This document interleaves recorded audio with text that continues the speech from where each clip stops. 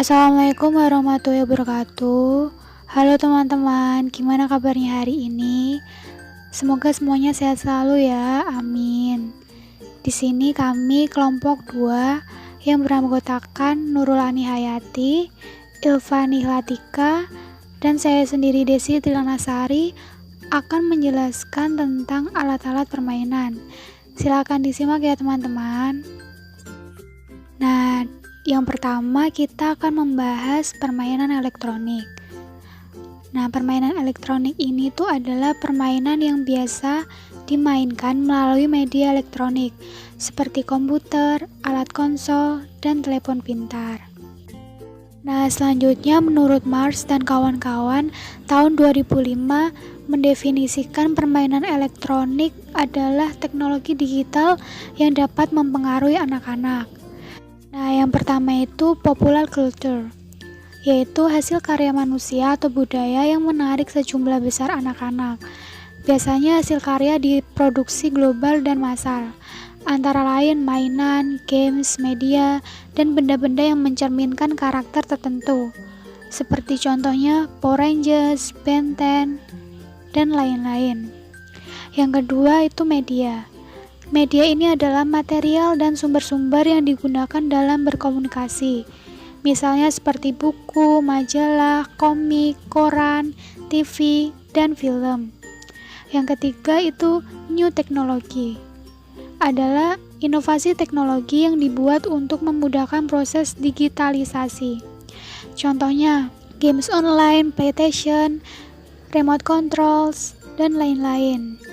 Nah, di slide selanjutnya ada analisis imagination dalam alat permainan elektronik.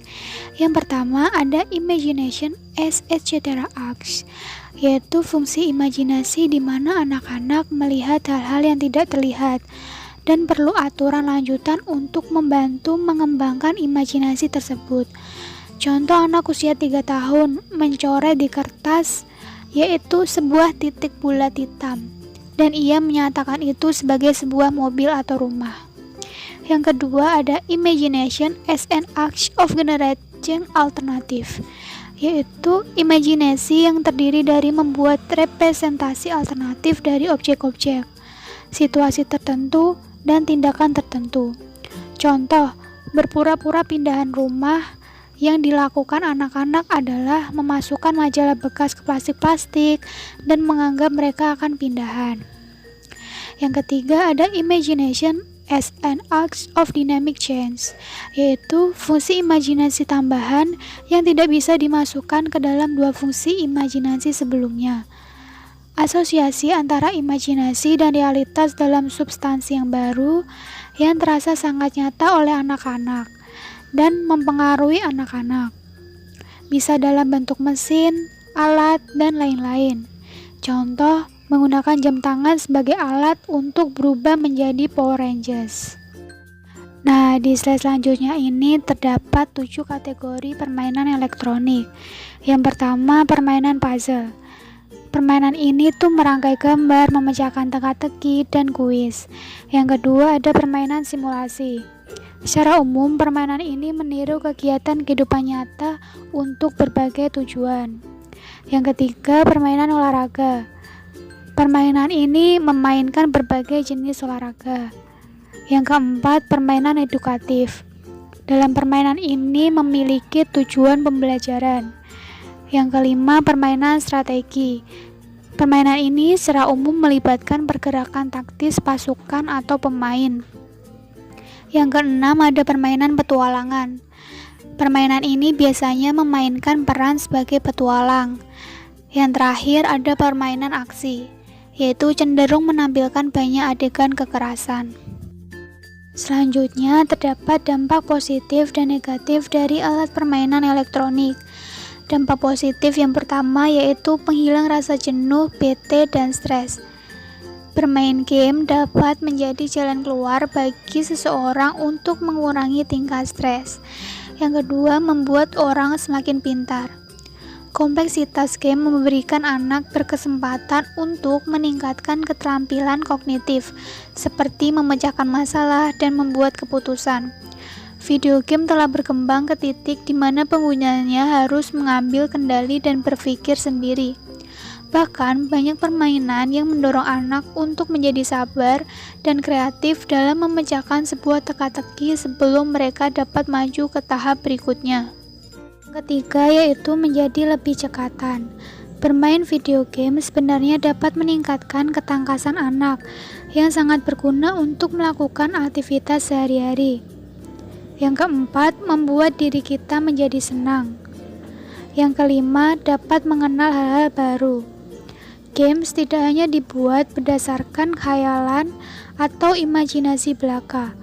Banyak permainan yang dibuat berdasarkan kejadian, masalah, tempat yang ada di kehidupan sehari-hari. Jadi, dalam bermain game tersebut secara tidak langsung, mereka akan mengingat hal-hal tersebut. Yang keenam, yaitu meningkatkan kemampuan bersosialisasi. Anak-anak yang pemalu dan kurang percaya diri ketika bersosialisasi dengan teman mereka mungkin akan lebih mudah membuka diri saat bermain video game. Dengan bermain game online ini, anak-anak dapat berinteraksi dengan banyak orang, bahkan orang yang tidak mereka kenal. Terakhir, meningkatkan tingkat solidaritas. Dalam bermain games, tidak jarang kita harus bermain dalam grup yang menuntut kerjasama yang apik. Apabila mereka tidak bekerja sama, mereka tidak dapat melanjutkan games tersebut. Karena itu, mereka akan mengetahui bahwa ada hal yang tidak dapat mereka lakukan sendiri. Selanjutnya yaitu dampak negatif. Yang pertama, pastinya kita akan menjadi kecanduan akan game tersebut. Yang kedua, menjadi malas.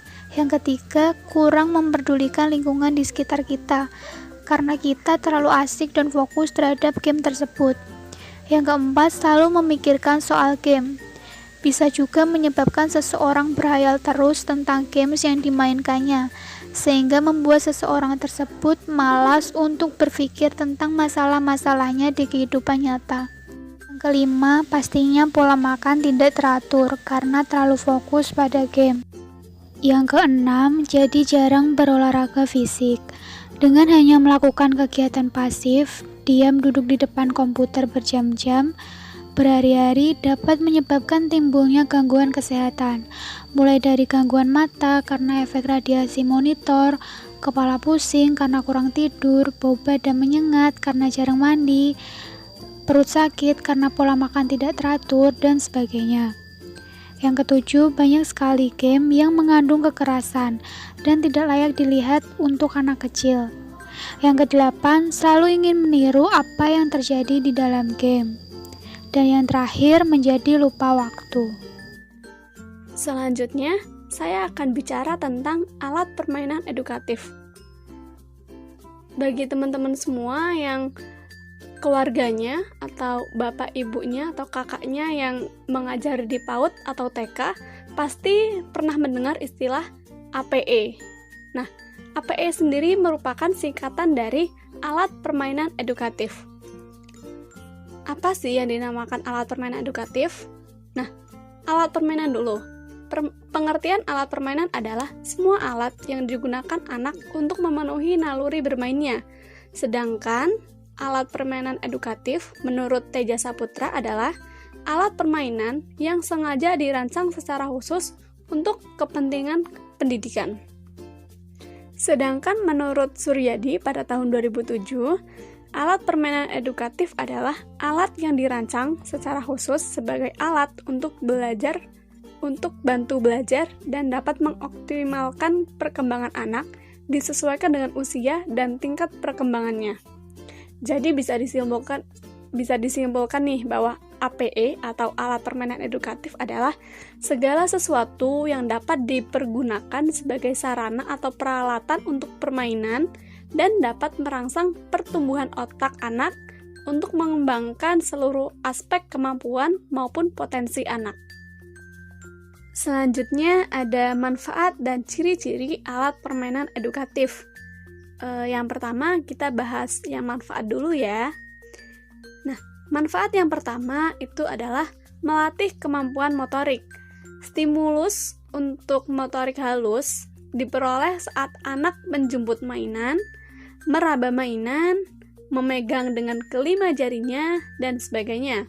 Nah, kemudian rangsangan untuk motorik kasar bisa didapat saat anak menggerakkan mainannya, melemparkan, atau mengangkat mainan.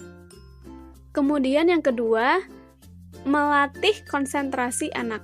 Mainan edukatif dirancang untuk menggali kemampuan anak, termasuk kemampuannya dalam berkonsentrasi. Misalnya nih, permainan puzzle itu anak dituntut untuk menyesuaikan atau menyusun puzzle sesuai gambar yang telah disajikan oleh guru. Jadi anak bisa meniru, oh ini gambarnya seperti ini gitu. Jadi anak bisa berkonsentrasi dengan puzzle yang ada di depannya dengan gambar sebagai contoh. Yang ketiga, mengembangkan konsep sebab akibat. Misalnya, contohnya ini seperti ketika anak disuruh untuk memasukkan benda yang lebih kecil ke dalam benda yang lebih besar, maka anak akan memahami bahwa benda yang lebih kecil itu bisa masuk ke dalam benda yang lebih besar. Juga sebaliknya, anak akan tahu bahwa benda yang lebih besar tidak bisa masuk ke benda yang lebih kecil. Ini sebagai contoh dari pemahaman konsep sebab akibat yang paling dasar atau yang sangat dasar. Selanjutnya, manfaat yang keempat, melatih bahasa dan wawasan. Permainan edukatif sangat baik bila diikuti dengan penuturan cerita. Hal ini bisa memberikan manfaat tambahan untuk anak, yakni meningkatkan kemampuan bahasa serta keluasan dalam wawasan. Yang kelima, mengenalkan warna dan bentuk. Dari permainan edukatif, anak dapat mengenal ragam dan variasi bentuk serta warna. Misalnya ada bentuk kotak, persegi 4, bulat, dan lainnya, serta berbagai warna seperti warna biru, merah, hijau, dan lainnya. Adapun ciri-ciri alat permainan edukatif, yang pertama, ditunjukkan pada anak TK. Yang kedua, berfungsi untuk mengembangkan aspek-aspek perkembangan anak TK. Yang ketiga, dapat digunakan dengan berbagai cara. Yang keempat, aman bagi anak. Yang kelima, dapat mendorong aktivitas dan kreativitas. Yang keenam, bersifat konstruktif. Yang kelima, mengandung nilai pendidikan. Selanjutnya adalah jenis-jenis alat permainan edukatif. Yang pertama ada APE Ciptaan Montessori. Nah, APE Ciptaan Montessori ini diciptakan alat permainan edukatif yang memudahkan anak untuk mengingat konsep-konsep yang akan dipelajari tanpa perlu bimbingan, sehingga memungkinkan anak untuk belajar dan bekerja secara mandiri. 2. APE untuk kemampuan berbahasa Peabody. Nah, alat perkembangan ini dikembangkan oleh Elizabeth Peabody yang terdiri dari 2 boneka tangan yang berfungsi sebagai mediator, yakni yang diberi nama Money dan Joy. Nah, boneka ini dilengkapi pernak-pernik itu sebagai seperti orang, seperti boneka, untuk menarik perhatian anak-anak untuk mendengarkan cerita. Nah, tujuannya itu untuk sebagai program pengetahuan dasar yang mengacu pada aspek pengembangan bahasa. Yang ketiga, balok questionnaire.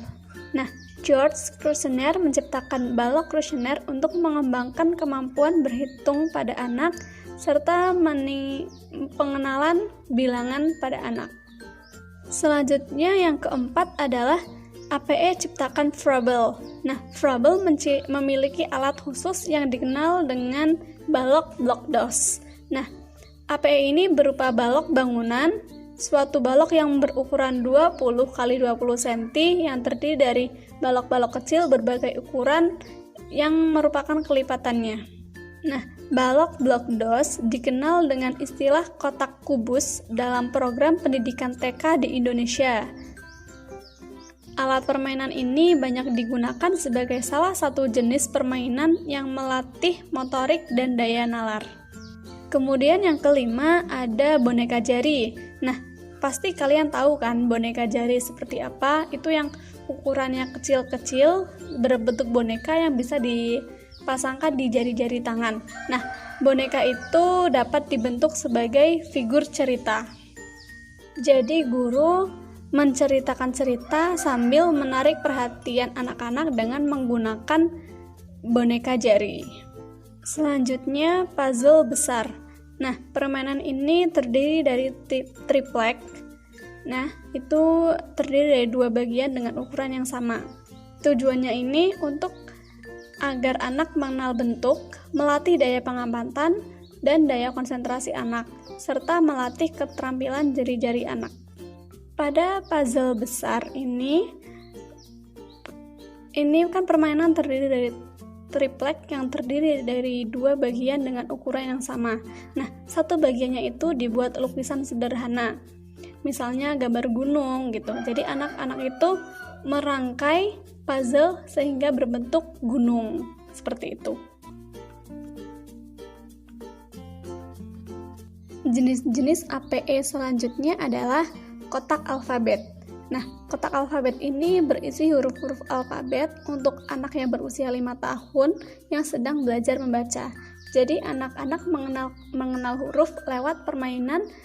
Ada kotak-kotak yang bertuliskan alfabet, jadi anak bisa mengenali huruf sambil bermain. Kemudian kartu pasangan. Kartu ini dimainkan pada anak usia 4-6 tahun, yang mana setiap kartu itu diberi gambar secara berpasangan. Nah, anak-anak diminta untuk mencari pasangan gambar. Kemudian kartu lambang bilangan. Kartu ini berisikan angka 1-50, 1-100, dan sebagainya. Tujuannya itu untuk anak mengenal lambang bilangan dan belajar menghitung. Kemudian yang terakhir ada puzzle jam. Sesuai dengan anak untuk usia 5-6 tahun, yang terbuat dari triplek dan diberi gambar sebuah jam pelengkap dengan jarum petunjuk. Tujuannya itu agar anak bisa belajar mengetahui tentang waktu dan cara membaca jam sesuai angka yang ditunjuk oleh jarum jam.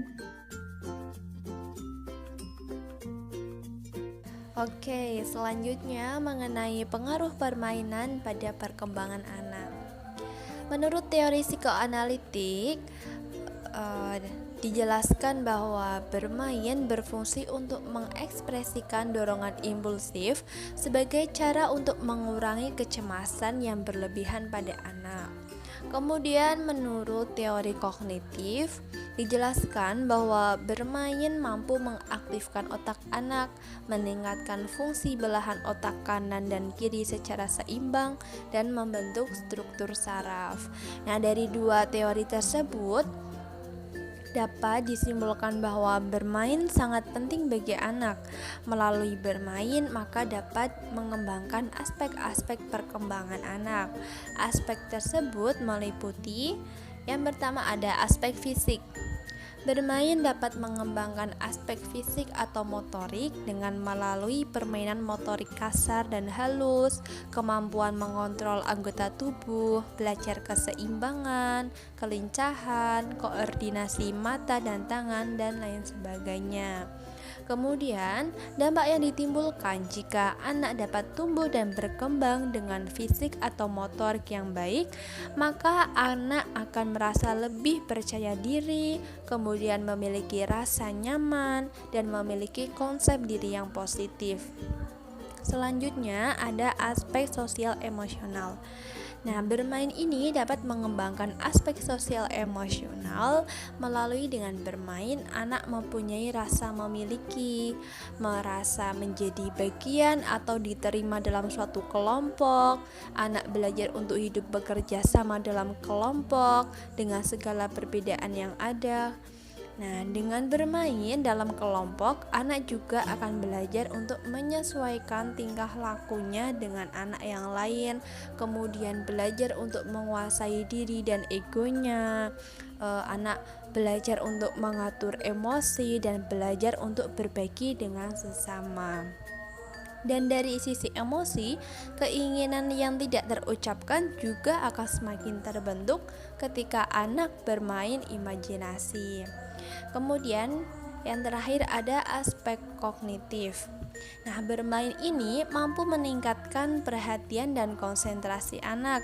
Kemudian dengan bermain juga mampu memunculkan kreativitas anak, melatih ingatan, mengembangkan perspektif, dan mampu mengembangkan bahasa anak.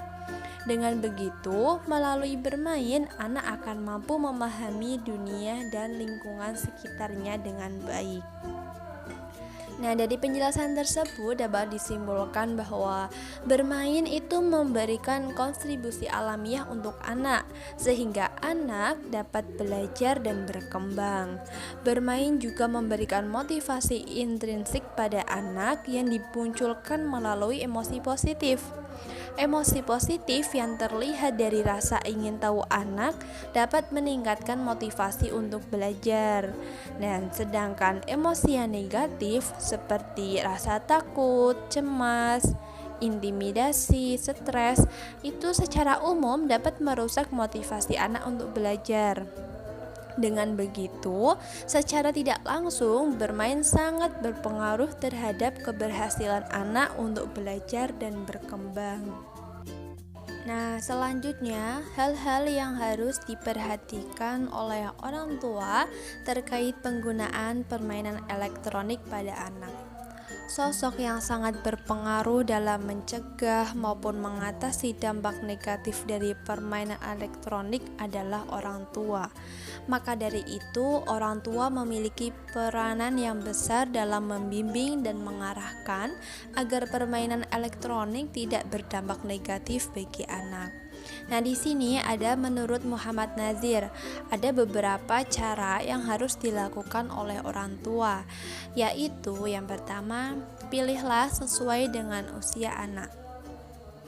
Ditinjau dari sisi neurofisiologis, otak anak yang berusia di bawah 5 tahun masih dalam taraf perkembangan. Nah, perkembangan otak anak akan lebih optimal jika anak diberi rangsangan sensorik secara langsung. Misalnya meraba benda, mendengar suara, berinteraksi dengan orang lain, dan sebagainya. Dan pada otak bagian depan merupakan bagian yang berfungsi memberikan perintah dan menggerakkan anggota tubuh. Di bagian otak belakang terdapat hormon endorfin yang mengatur pusat kesenangan dan kenyamanan. Nah, kecanduan itu berhubungan dengan bagian otak ini. Jika dilakukan dalam jangka waktu lama dan berkelanjutan, itu akan menimbulkan kecanduan bagi si anak. Dari aspek interaksi sosial, perkembangan anak usia di bawah 5 tahun sebaiknya lebih diarahkan ke arah sensor motorik, yaitu anak harus bebas bergerak, berlari, meraih sesuatu, merasakan kasar, halus. Nah, jika pada usia ini anak diberikan permainan elektronik, maka kemampuan anak untuk bisa berinteraksi secara langsung dengan objek nyata di dunia luar itu tidak diperoleh anak. Kemudian, selektif dalam memilihkan permainan. Nah, apabila anak memaksa untuk menggunakan permainan elektronik untuk bermain, maka orang tua harus memastikan permainan mana yang sesuai dengan usia anak, serta memberikan batasan waktu. Nah, orang tua bisa memilih permainan yang dapat mendukung kecerdasan anak dan pola pikir anak. Yang ketiga, temani anak dalam bermain. Orang tua harus menemani anak dalam menggunakan permainan elektronik. Dengan begitu, orang tua dapat mengarahkan penggunaannya dengan baik. Sesekali cobalah untuk mengajak anak bermain menggunakan media lain selain permainan elektronik, supaya anak tidak terus fokus dengan mainan elektroniknya. Yang keempat, batasi waktu bermain. Anak usia di bawah 5 tahun boleh saja diberikan mainan elektronik, tetapi harus diperhatikan durasi pemakaiannya. Misalkan, boleh bermain hanya setengah jam dan hanya pada waktu senggang. Nah, Kemudian sejalan dengan bertambahnya usia, ketika anak memasuki usia pra-remaja, orang tua bisa memberikan kebebasan yang lebih. Karena anak pada usia ini juga memerlukan mainan elektronik untuk jaringan sosial mereka. Di atas usia 5 tahun, orang tua bisa memperbanyak waktu anak untuk permainan elektronik. Misalnya, anak boleh bermain games dan browsing untuk menggali informasi, tetapi tetap dengan membatasi waktunya. Nah, jika sedari awal boleh bermain setengah jam, kini bisa bertambah menjadi 2 jam dengan pendampingan orang tua. Intinya, jika orang tua sudah menerapkan kedisiplinan sedari awal, maka di usia pra-remaja anak akan bisa menggunakan mainan elektronik dengan bertanggung jawab dan tidak kecanduan. Kemudian yang kelima, mengajak anak untuk melakukan kegiatan positif. Nah, ajaklah anak untuk melakukan kegiatan yang positif, misalnya setiap pagi olahraga, membantu orang tua, membersihkan rumah, merapikan kamar, membaca buku, mengaji, mengikuti les tambahan dan sebagainya, agar anak tidak kecanduan bermain permainan elektronik. Alhamdulillah telah selesai penjelasan dari kami tentang alat-alat permainan. Semoga teman-teman paham ya apa yang telah kami jelaskan. Nah, jika ada teman-teman yang ingin bertanya, silahkan tulis di WA Group. Nanti kami akan jawabnya di Google Meet. Nah, sekian presentasi dari kelompok kami. Maaf apabila ada salah kata maupun penulisan. Wassalamualaikum warahmatullahi wabarakatuh.